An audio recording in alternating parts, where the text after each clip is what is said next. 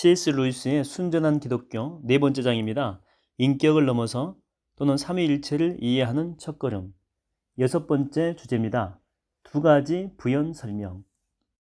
오해를 피하기 위해서 지난 장의 내용에 대해서 이 두 가지 부연 설명을 덧붙이고자 합니다. 첫 번째는 어떤 지각 있는 비판적인 독자가 제게 편지를 보내서 하나님이 장난감 병정들이 아니라 아들을 진짜 원하셨다면 처음부터 아들을 많이 낳으면 되지. 왜 굳이 장난감 병정들을 먼저 만든 다음에 굳이 그토록 어렵고 이런 고통스러운 과정을 거쳐가지고 생명을 주느냐고 이렇게 질문한 적이 있습니다. 그 답의 일부분은 아주 쉽지만 다른 일부분은 인간의 지식을 뛰어넘죠. 먼저 쉬운 부분부터 말해보겠습니다. 인류가 오래전에 하나님께 등을 돌리지 않았다면 피조물에서 아들로 변화되는 과정이 그토록 어렵거나 고통스럽지 않았겠죠. 인류가 하나님께 등을 돌릴 수 있었던 것은 하나님이 자유의지를 주셨기 때문에 그렇습니다. 그리고 이처럼 하나님이 인류에게 자유의지를 주신 것은 자동 인형에 불과한 존재는 사랑할 수가 없으며 따라서 무한한 행복이 무엇인지 알 수 없기 때문이었죠. 어려운 부분은 이것입니다. 모든 그리스도인들이 동의하듯이 완전한 원래 의미에서 볼 때에 하나님의 아들은 오직 한 분뿐이다 라고 하는 거죠. 이에 대해서 하지만 많았을 수도 있지 않겠냐라고 굳이 묻는다면 헤어나올 수 없는 수렁에 빠진다라고 하는 것입니다. 이었을 수도 있다라고 하는 것이 과연 하나님께 쓸 수 있는 말입니까? 유한한 것에 대해서는 지금의 상태와 달랐을 수도 있다 이렇게 말할 수 있겠죠.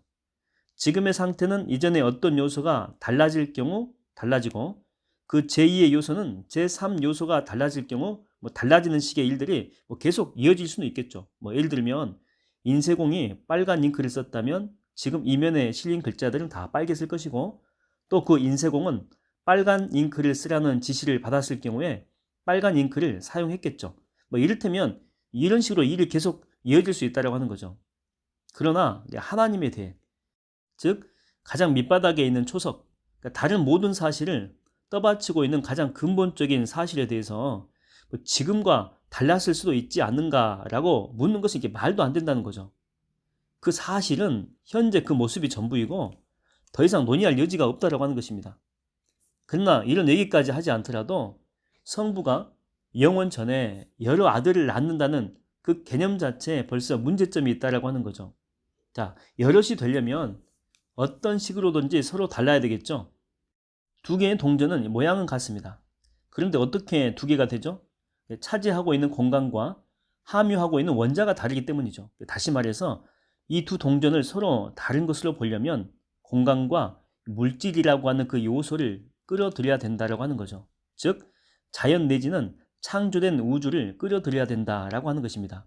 저는 공간이나 물질을 끌어들이지 않고서도 성부와 성자가 구별된다는 사실을 얼마든지 이해할 수 있습니다.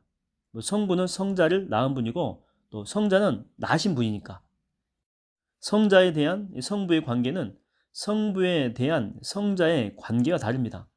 근데 만일 하나님께 여러 아들들이 있다면 그들은 성부에 대해서나 서로에 대해서 동일한 관계를 맺고 있겠죠. 그런데 어떻게 다를 수가 있겠습니까? 물론 처음에는 이런 문제점이 저도 눈에 띄지 않았습니다. 사람들은 여러 명의 아들들이라고 하는 개념도 가능하다고 생각했죠. 그러나 더 면밀하게 생각해 볼 때 제가 발견한 게 뭐냐면 그 아들들이 일종의 공간 안에 함께 서 있는 모습을 막연하게라도 상상해야만 이런 개념이 가능하다고 하는 거죠. 다시 말해서 겉으로는 우주가 만들어지기 전에 존재들에 대해 생각하는 것 같지만 실제로는 우주의 그림을 슬쩍 그려놓은 다음에 그 존재들을 우주 안에 세워두었기 때문에 이런 개념이 가능할 수 있다고 하는 거죠. 그렇게 우주를 그려놓지 않는 채 성부가 천지창조 전에 낳으신 여러 아들들에 대해서 생각하려고 들면 아무 생각도 떠오르지 않는다고 하는 것입니다. 개념은 사라지고 이렇게 말들만 어른거릴 뿐이지요. 자연, 다시 말하면 이 공간과 시간과 이 물질은 이렇게 여럿을 만들기 위해서 창조된 것은 아닐까요? 먼저 우주 안에 여러 피조물을 이렇게 만든 다음에 영을 불어넣는 이 방법이 아니고서는 영원한 영을 여럿 만들 수 있는 길은 없는 것이 아닐까요? 물론 이것은 모두 다 이게 추측일 뿐입니다.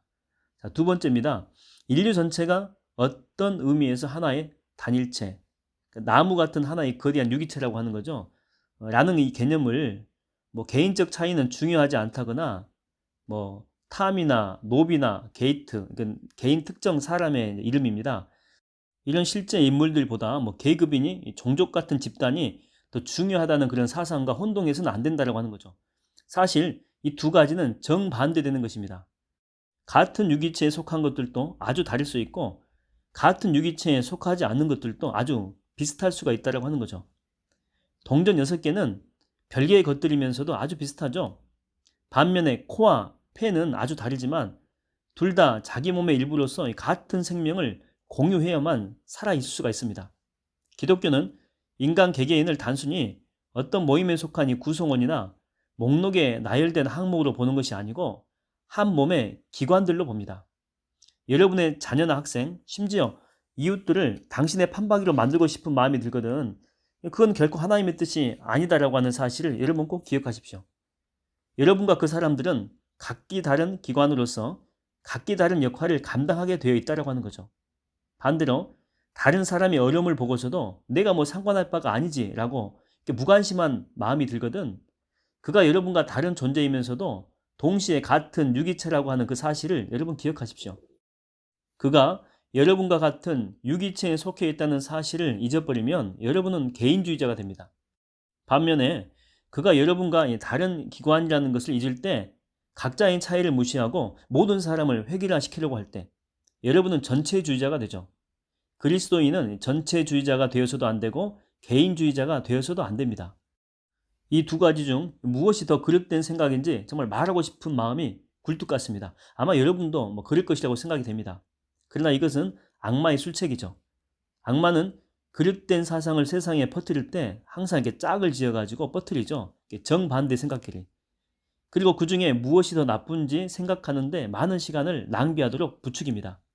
그 이유는 여러분 물론 아시겠죠? 악마는 우리가 어느 한쪽을 특별히 더 싫어하게 만들어가지고 그 반대쪽으로 조금씩 우리를 끌고 가려고 하는 것이죠. 그러나 우리는 속지 맙시다. 우리는 오직 목표만을 바라보면서 그릇된 생각 그 사이에 나 있는 길을 똑바로 걸어가야 된다고 하는 거죠. 그 중 하나에 더 관심을 둘 필요가 없다고 하는 것입니다.